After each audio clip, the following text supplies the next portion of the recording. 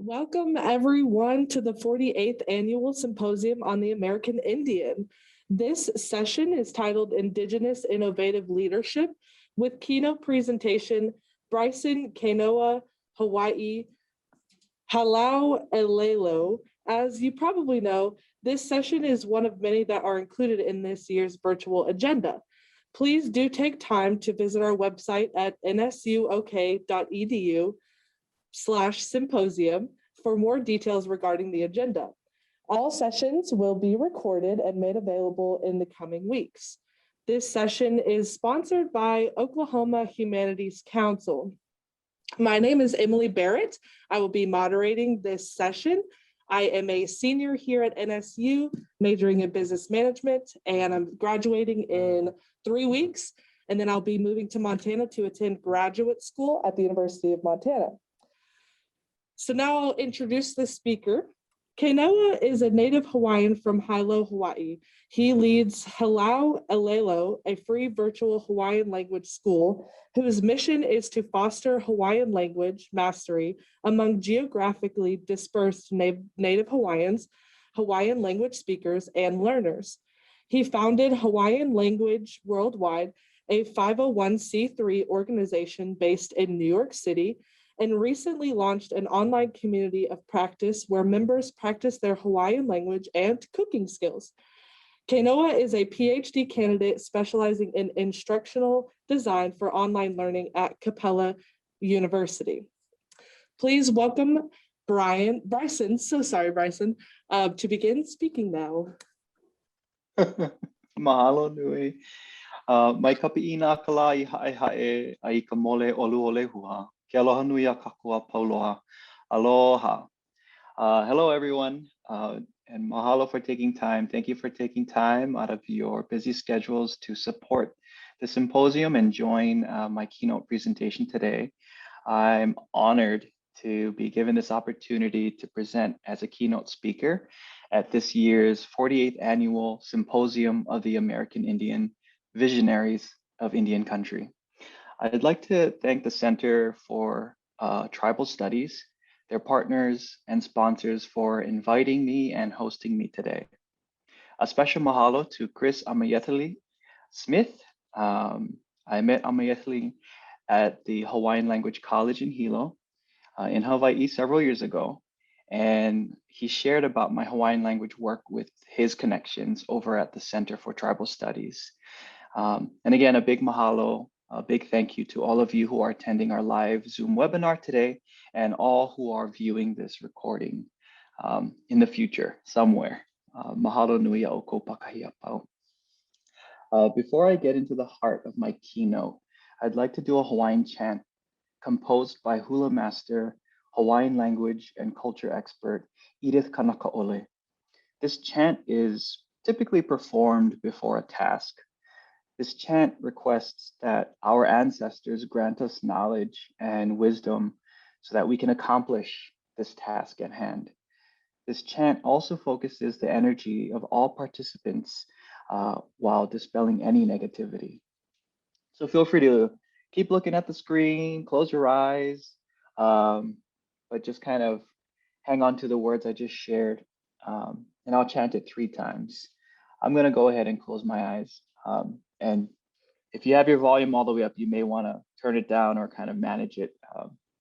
I'll promise not to scream into the mic. All right. E ho mai ka ike mai luna mai o na mea huna no o na mili e ho mai e ho mai e ho mai ka ike mai luna mai o na mea una no o na mili e ho mai e ho mai e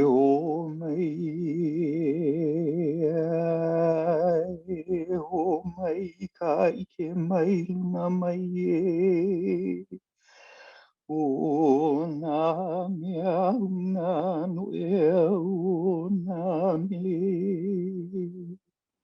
E o mai, e o mai, e o mai. Yeah. Mahalo, and thank you for letting me do this important Hawaiian chant. All right. Now, to be honest, I kind of freaked out when I got Sarah Barnett's email inviting me to be a keynote speaker for this symposium. You might be asking, why? First off, I never ever presented a keynote speech in my life and wasn't really sure what a keynote speech really was. And second, the theme of the symposium had me thinking visionaries of Indian country. I thought, what do I, a native Hawaiian, so far away from home, living in New York, have to do with being a visionary of especially Indian country? And so I was kind of stopped when I got the email. But a few days after I got Sarah's email, my friend Amayethli reached out and mentioned he'd shared about me and my work with a colleague from the Center for Tribal Studies. I reflected on how my work could potentially bring value and maybe encourage others in Indian country and within our greater Indigenous community worldwide. And my work really is in Hawaiian language, online learning, and cooking and eating. And so I kindly accepted the invitation to be a keynote speaker. And I promised to be the best guest possible in our keynote speech today in this symposium, and of course in Indian country. The funny thing is, after I sent the email to Sarah, I quickly Googled, what is a keynote speaker? And how do I write a keynote speech? So just kind of sharing this vulnerable process and what it took to really to get here. So as I started to prepare for this, my first ever keynote speech, I thought a lot about what I should talk about. You know, what was I going to present? And then COVID-19 happened. And almost a year or two later, here we all are on Zoom. We are, I guess, you know, what it really is, we're holding a collective Native Hawaiian, American Indian, Indigenous space across this massive digital landscape, which is exciting. And somewhere, I bet all of our ancestors are very proud of us for our being our best Indigenous, Native Hawaiian, American Indian selves, using these flashes, tech, apps, computer programs to really talk about, consider, and even build the future of our Native Hawaiian, Indigenous, and Indian country communities, especially in the face of a global pandemic. So take that, COVID-19. But in all seriousness, this global pandemic has ravaged the precious life among the, I believe, 370 million Indigenous peoples across 70 countries worldwide. And just want to pray and send deep aloha to those here, near and far, who are facing challenges in these different times. And just wanted to urge as much as I can to keep on thriving. COVID-19 has changed a lot for me and has allowed plenty of deep reflection about being Native Hawaiian and choosing to self-identify and be part of the greater Indigenous community worldwide. So for today, I'll be sharing 3 stories of where I came from, where I am, and where I'm going. And these stories will attempt to illuminate the title of my keynote speech, Indigenous Innovative Leadership. While each story occurs in the context of being Native Hawaiian and Hawaiian language and culture, and some of my favorite memories in Hawaii, I really want to encourage all of you, whether part of the live Zoom session or the Facebook Live or somewhere in the recorded world of digital media, just wanted to encourage you to take whatever value you may find for yourself, your family, and especially for the communities you choose to be part of. Take that value from whatever value you may find from my keynote and give to yourself and others, because that's my intention here today, is to contribute what I can. So my first story is about making ancestral knowledge and wisdom relevant. Growing up in Hawaii, children are often reminded to never turn their back to the ocean. I remember when my mom and stepdad took me and my sister fishing. It was hot and breezy at Kauai Harbor on the Big Island. It was late in the afternoon. I remember my tiny fingers fiddling with smelly shrimp to use for bait, pokey little hooks, and clear Japanese-style fishing knots, along with our brand new fishing poles from the Kmart in Kona. It was a good time spent with my ohana, my family. The ocean was sparkly and calm, gently splashing up along the bouldery edge of the harbor. Now, we weren't expert fishermen. We were just a family spending quality time with one another on the weekend. As the sun began to set, the wind picked up, the ocean grew, and the waves started reaching where we had set up our little fishing camp. And out of nowhere, my sister and I were pelted by the salty spray of a large wave that crashed on a nearby boulder. We both turned our backs to the ocean as we struggled in a hurry to retreat to the higher boulders where my stepdad's truck was parked. At that very moment, my mom belted out to us over the now cooing wind and swishing, crashing waves. "Don't turn your back to the ocean." My sister and I froze and began to whimper for help. And, it's funny, I remember whimpering and kind of feeling stuck and calling out to our parents, help us. And if you could see a tiny 6-year-old and a tiny 3-year-old who just started learning how to talk, calling out to their parents while the waves crashing behind them and their mothers scolding them, "Don't turn your back to the ocean." And we're thinking, how do we get back to the truck? How do we move? And it was an experience. So today I look back and I laugh, right? Because I see my whimpering 6-year-old self about to pee my pants because I was so frightened, thinking I was going to be swept out to sea and snatched away from my parents, just because I turned my back to the ocean. But over the years, I've had plenty of illuminating conversations, again, to why children, especially Native Hawaiian children, are told not to face their back to the ocean. And here's some ancestral knowledge and wisdom I learned about this. For Native Hawaiians like myself, the ocean is our ancestor. The Kumulipo, a 2,000-line Hawaiian genealogy chant, reminds about the genealogical ties between Native Hawaiians and the land, sea, and skies of Hawaii. For me, being with the ocean is like being with my grandma.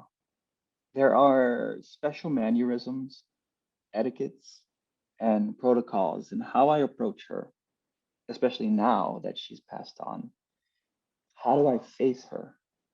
How do I walk away from her?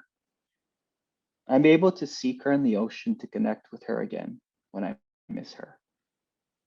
And what's most awesome about this is that Kainoa, which is my maternal family's name and my given Hawaiian name, that name means the unboundless ocean.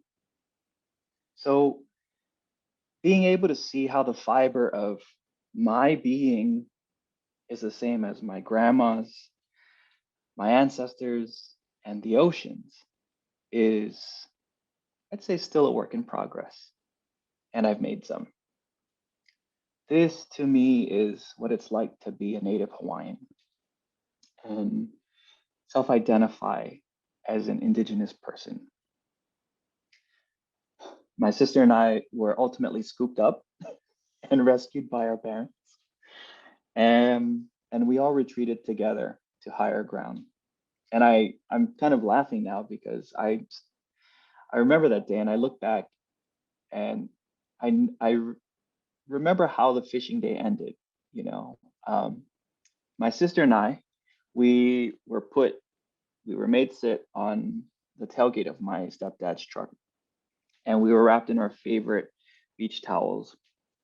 And you know, we were facing our smiling parents because they were kind of tickled how, you know, it was such an ordeal for my sister and I. But as adults, you look at your kids and, you know, it's just one of those moments. But here we are, my sister and I sitting on the tailgate of my stepdad's truck, facing my kind of tickled parents. And behind them, the sun was just setting. You know, in Hawaii, when the sun really sets, there's kind of like a tiny green flash. So that's all happening. But the punchline is that the ocean was at their back and not at ours. And so it always had me thinking, you know. And now as an adult, facing the ocean and turning away from the ocean means to be aware of my surroundings. It means to pay attention to what I'm doing and to act intentionally. Ancestral knowledge and wisdom reveals itself in different ways at different times. They show up and apply in different ways as we journey through our lives and as we journey through our deaths. As a child, I received just enough ancestral knowledge and wisdom that I could handle. Sometimes I never really understood why I was told to do things one way when I saw others do it another way. As an adult, I continue to learn what it's like to experience and share ancestral knowledge and wisdom. I have to admit, trying to absorb and apply all the ancestral knowledge and wisdom from generations beyond is kind of like drinking the ocean. And that's a personal take on personal attempts. But it's this phenomenon, I guess, if you want to call it, that is at the core of my being Native Hawaiian and self-identifying again as part of this greater collective Indigenous community worldwide. So what am I trying to say for this first story? I guess the lesson is, you know, and the lesson I'm offering and putting in front of all of you is make ancestral knowledge and wisdom relevant in your own journey. My second story is about adapting and adopting. I had the privilege of attending one of Hawaii's most prestigious private schools. The Kamehameha Schools was founded by Princess Bernice Pauahi Bishop in 1887. I was about 12 years old. I think that's 7th grade. Yeah. And had made the decision to live away from my parents who lived on one island. So I lived on Oahu Island while my parents lived back at home on Hawaii Island, which we lovingly call Big Island. I was lucky to receive financial aid. Times were still tough though. I remember being on AP and not the good AP, academic probation, advanced placement, all throughout intermediate and high school. And I felt bad that I wasn't doing my best in school, having been granted all of this financial support. So eventually I graduated. And at that point, I really wanted to attend Chapman University in California. I took interest in my video productions class, and I really wanted to major in film production. But because times were even tougher for my family, I ended up back at home on the Big Island, and I enrolled at the University of Hawaii at Hilo. After earning a Bachelor of Arts degree in Hawaiian Studies, a graduate certificate in Indigenous teacher education, a Master of Arts degree in Indigenous language and culture education, I worked as an educator.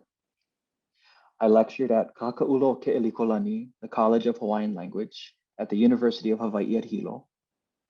I taught intermediate and high school students at Kekula'o Nawahiokalani Opu'u, a K through 12 school where everything is administered, facilitated, and taught via the Hawaiian language.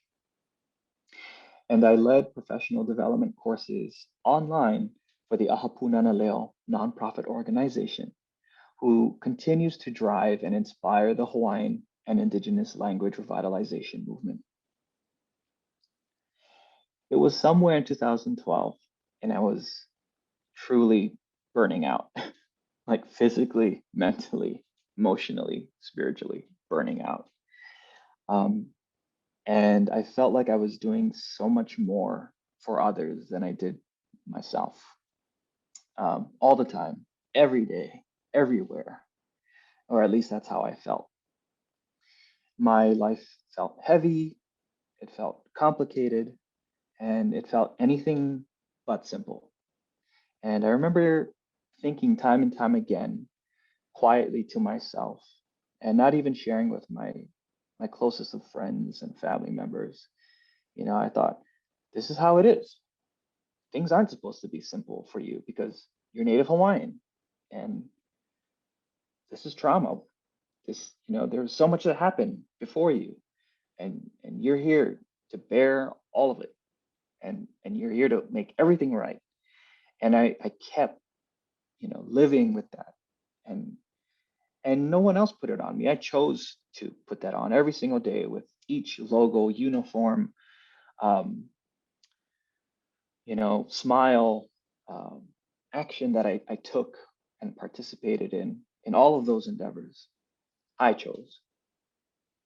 So I remember going down, taking a drive down Kilkaha, this long beach drive in Hilo, and I parked my car and I was thinking, okay, what's next? You know, what am I choosing to do next to make a difference? Because I felt stuck, right? And so I ultimately made what I think was one of the best decisions of my life. Later that week, I met with my mentors, my supervisors and managers to communicate my 2 weeks notice. I was leaving Hawaii just for a short while, or so I thought. At that time, I remember I was so addicted and hooked to watching Chopped. I don't know if you folks love cooking channels and especially the Food Network, but I loved watching Chopped. I loved seeing people get challenged and they had to cook something and put together a dish with a basket of ingredients, which they had no idea of what was in the basket, you know, and I was kind of amazed by it. And I felt like I was always hungry. I'd like to snack on different things. And I just love feeding people. I love experiencing food and watching people experience food. So that's kind of where I was. That was my truly only happy place privately, right? While I was doing all this great work for the community. And so I thought, you know, I'll look around for a culinary school and I'll go there, wherever that is in the world, and I'll stay there for a while and then I'll come back home and see what else. I can do for our community and for myself. So I remember kind of typing into the search engine, best cooking schools in the world. And, of course, there's some in France and across Europe. And then I stumbled upon, the French Culinary Institute, which was in the belly of New York City, right in Soho. And I chose to enroll. I enrolled, I visited, and I thought, wow, this would be a great opportunity. And it almost seems like just a short time span. I sold all of my belongings. I sold my car, my books via Craigslist. I packed my bags, and there I was at Hilo International Airport with my ukulele and my board shorts and t-shirt, with my rubber slippers, about to board a direct flight from Hilo all the way to JFK Airport in New York. And I remember as the plane took off, I looked back and, Hilo is known for its drenching rains, the Kanilehua rain. But that day, to be in the sky at the level of this huge, heavy, weighted, wet cloud, and seeing how it was pouring onto Hiloone, Hilo Harbor area, kind of activated some and stirred up some water in me. And it still kind of does right now, And to be honest, I didn't want people on the plane to be looking at me funny. So I quietly cried to myself. And it wasn't that I was sad that I was leaving home. I think it was the feeling of this weight kind of lifting off, and feeling like I was about to go on a new adventure to discover myself again, in a foreign land. I arrived and moved into my railroad style apartment on 47th Street and 10th Avenue near Times Square in the heart of New York City. It was October 2012. And I remember thinking that I was going to live in New York City just for 9 months while I went to the French Culinary Institute, learn how to scramble some eggs, make it fancy, and then, go home. And to make some extra cash on the side, I thought, oh, why not teach some Hawaiian? Why not teach some Hawaiian language classes? So I connected with another nonprofit at the time. They're called Hala Hawaii, and their mission is to connect Asian and Pacific Islanders and Native Hawaiians. And it's kind of like within the New York tri-state area. And I announced that I was teaching classes, and it kind of took off. I had a lot of students, but I really never had the intention to start what is now Halo Olelo, a free virtual Hawaiian language school, offering this greater community service. And it kind of happened like this. So if I remember correctly, I started teaching classes in people's apartments throughout New York City, from Queens to Brooklyn. And then I started teaching classes at the Endangered Language Alliance, which is directed by Dan Kaufman and co-directed by Ross Perlin. And I also taught classes at the now permanently closed City Bakery, whose marshmallow hot cocos and chocolate chip cookies were the best I've ever tasted. I taught classes at the Ford Foundation in the Chrysler Building, which is a big New York City landmark and tourist attraction. I even taught Hawaiian language workshops at the Rutgers Presbyterian Church, New York University, Columbia University, and the Metropolitan College of New York. I would often show up late, though, to my own classes that I was teaching because of the New York City subway and the trains always running late. It's just so unpredictable sometimes. And I felt bad for my students. They were paying. So I asked my students, like, hey, let's try something new. Let's move our classes online. And because there was a growing demand, there were more Hawaiians coming out of the woodworks in the New York tri-state area, from Pennsylvania all the way up to Connecticut, Maryland, Rhode Island. And then you had a lot of scholars and just people and hula practitioners, ukulele connoisseurs. They just wanted to grasp the Hawaiian language at to some extent to, I guess, authenticate and make relevant what they were learning, right, in their Hawaiian craft. And so that's kind of how it started, right? And I think about 4 years later, I look back from that point on, and I was just a cook in New York City. I was still living in New York. I was living on a tiny weekly paycheck, living in a gentrified hipster Brooklyn, with rent I could barely pay. I was eating slices of pizza for breakfast, lunch, and dinner. And thankfully, we had family meal at the kitchen I was working at.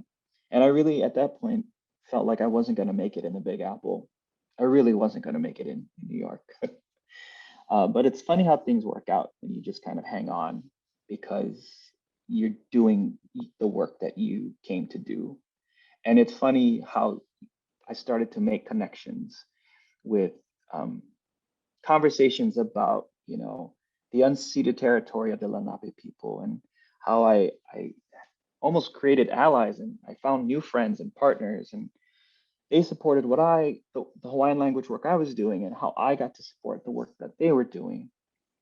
And eventually, my online classes evolved into what is now Hala Olelo. And at that point, I just thought, you know what? Like, money isn't everything. I have clothes at my back. I can kind of pay more, for my rent. And I made the choice to do away with money in my Hawaiian language classes, and I think that again was another great choice. I didn't know it at that time, but I just thought I didn't want to deal with people's monies and their ideas about money.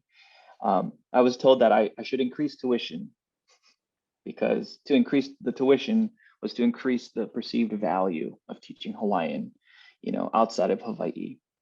I was also told, oh, you should decrease the amount of money you're charging people because, some people can't pay and some people don't want to pay, right? It's just the language. They can learn Hawaiian for free elsewhere, which I didn't know at that time. I didn't know there were other free Hawaiian language resources. So I just thought, this didn't feel good, and why not? I thought to myself, if I was going to do this for myself because I wanted to keep practicing Hawaiian, why not offer it as a community service? Because there are probably other people like me going through stuff like me that may find value in this.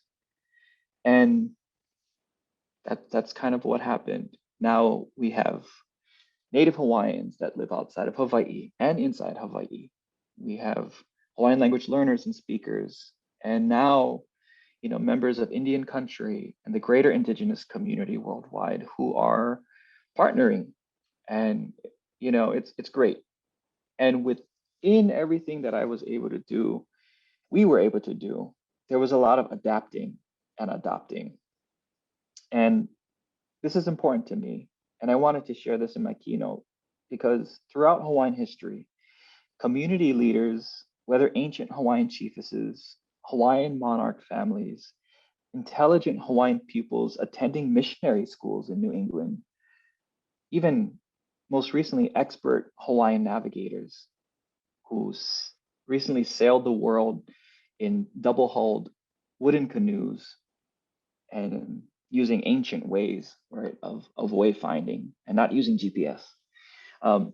Native Hawaiians adapted and adopted in the environments they entered.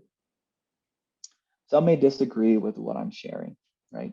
Maybe guns and cannons weren't needed, and ancient Hawaiian armies were better off using wooden spears, rock daggers lined with jagged shark's teeth.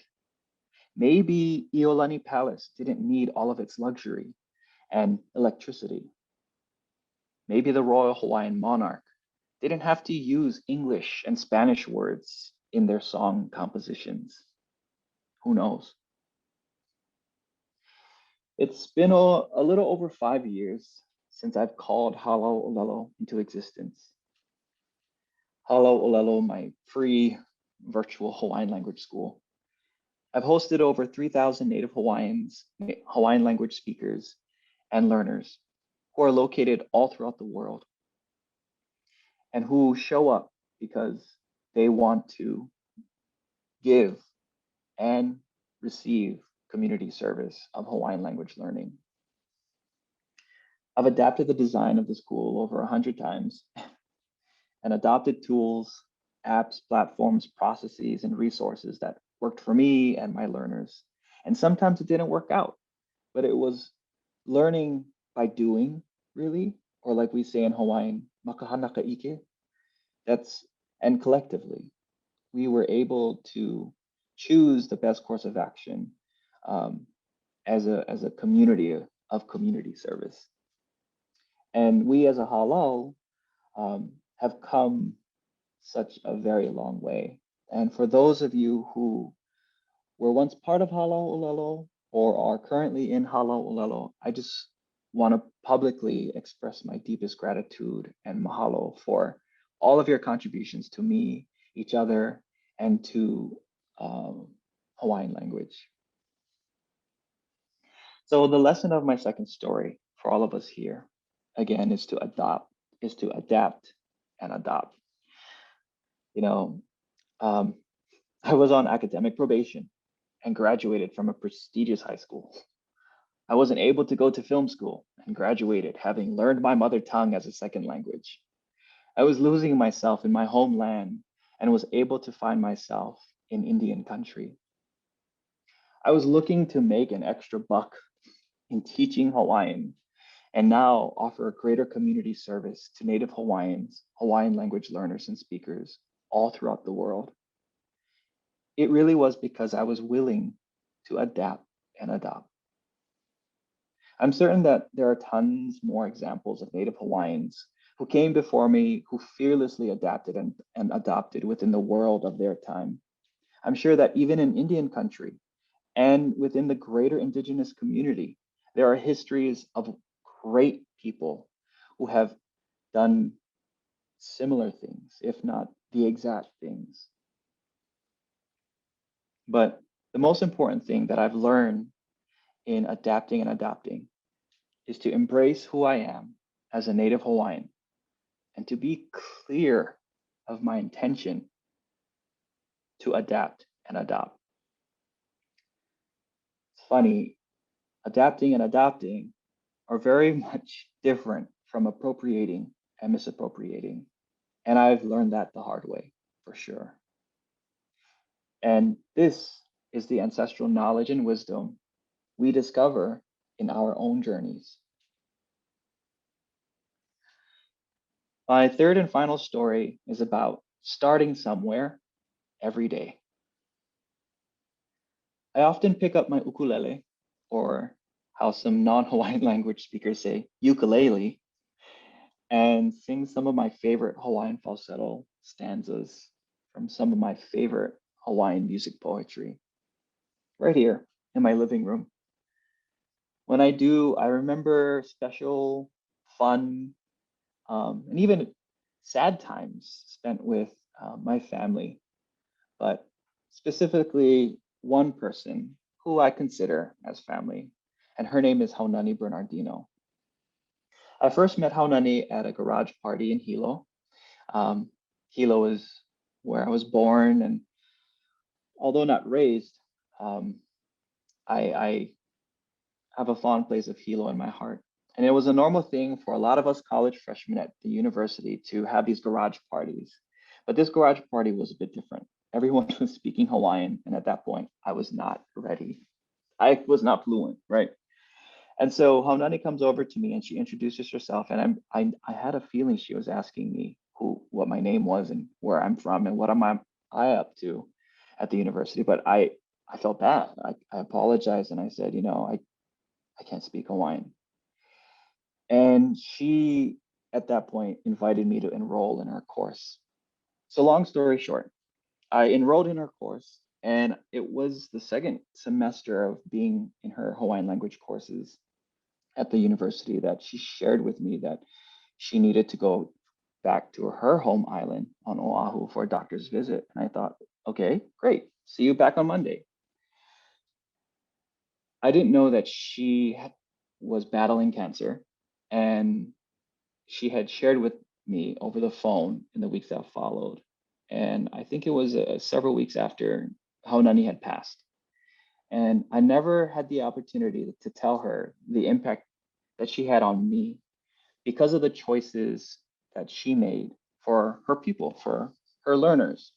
You know, she'd go against the grain. She'd have extracurricular activities for us. And some of my classmates would grumble because, you know, she was a strict teacher. And sometimes she would make these meetings mandatory, whether it be cooking a meal in Hawaiian at someone's house or going down to the beach and picking pokey pandanus leaves to make a weave a bracelet that we'd have to perform at the end of the semester party in front of our college peers. And, you know, I was honored when her family asked me to receive all of the leis at her funeral. Her funeral was at Koiahao Church on Oahu. And I didn't realize the impact this woman had on her community near and far until I saw how long the line was for people who wanted to come and pay their respects. And the family had created a way where people could bring a lei, and I would receive it with my friend Ahia.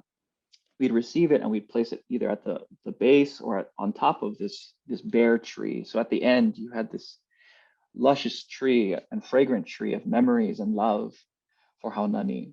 And the reason why I kind of share this very personal memory with all of you in such a public open space is because she embodied this lesson for me about always starting somewhere every day. And I thought about times when I've been called a visionary or a leader.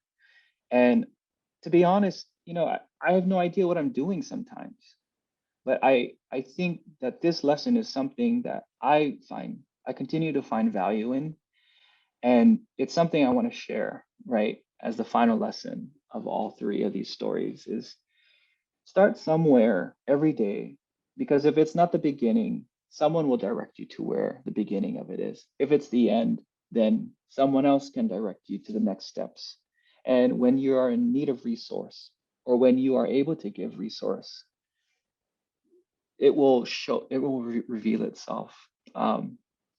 So that's my keynote, and I'm looking forward to some of the questions you folks may have as we enter our Q&A.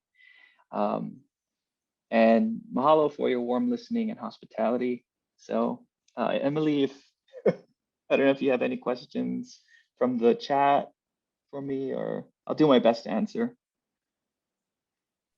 Someone asked, it looks like at the beginning, can you explain the chant? Yeah, the chant is a short chant, and it was written by Edith Kanakaole. She is the matriarch, I would say, of an established Hawaiian family who's created such an extraordinary hula troupe called Halao Kekuhi in Hilo. And the chant really, if I loosely translated it into English, it says, grant us the unseen knowledge. You know, let the unseen be seen. The knowledge that is deeply embedded in these songs, in these chants, in these codes, the vibrations of our ancestors. Let it be granted to us. And you know, if you heard, there's a heavy vibrato. It's called a i'i. It's a chanting technique, and it really is to shift the vibrations in the ear and the voice and really in your body, even for the listener or the person nearby, to kind of shift energy. And it really is to focus.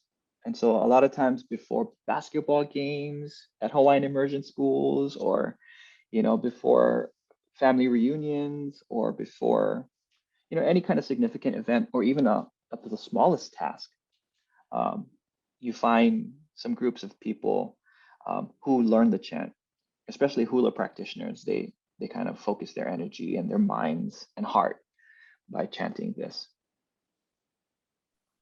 Thank you so much. It's called E Ho Mai. Awesome. mai. We have another comment that somebody says, so enjoyed your life stories, very, very inspirational for other cultures to hear as well. I didn't have any questions, but I resonated with a lot of what you said. Kind of going through lesson 1, making ancestral knowledge and wisdom a part of your journey. What I kind of took from that was that each of our journeys, even with our family members, they're going to be different, and our siblings go through different journeys, and our parents have gone through different journeys. And so what resonates with you and along your journey might not be what your neighbor or your sibling or family member.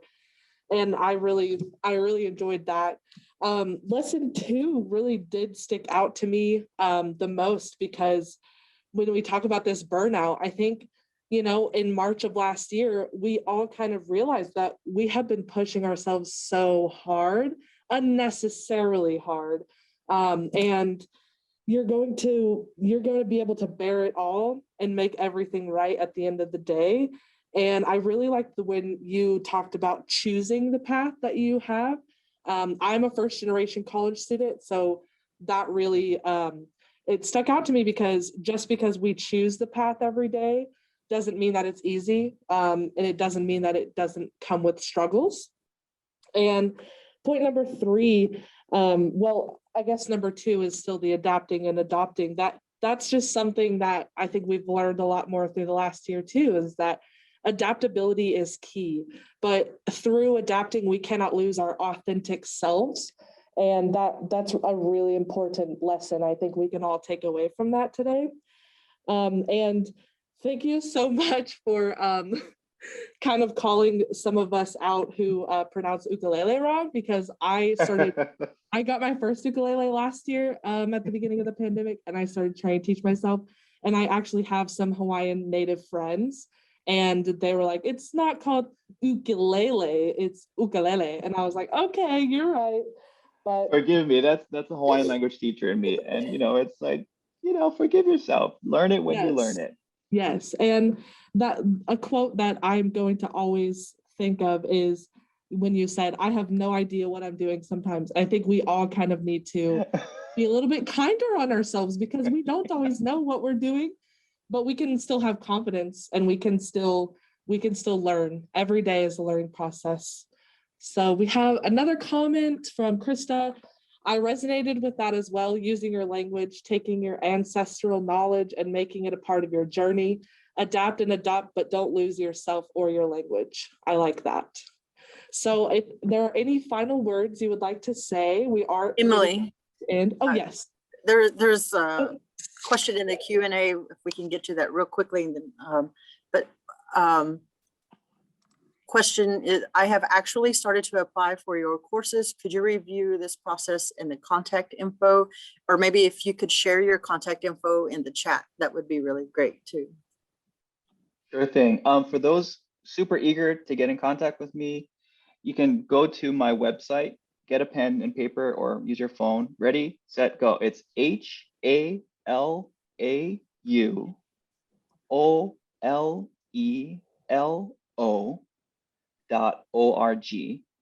And then if you don't want to go through all of that or even be part of the courses, you just want to talk story with me and, let's just kind of support each other and partner on something, then you can reach me at the email. It's a Gmail account. So it's HALAUOLELO@gmail.com. So haloolelo.org and then haloolelo@gmail.com. Awesome. And we did have a question from one of the professors here on campus, Dr. Farina King. She appreciates how you emphasize drawing ties to home and Indigenous communities, especially when people are in spaces outside of their ancestral homelands. Have you thought about the concept of carrying indigeneity, or how that applies to these experiences and efforts to find self? What was the first part? It kind of got glitchy. Have you thought about the concept of carrying indigeneity, or how that applies to these experiences and efforts to find self? carrying indigeneity.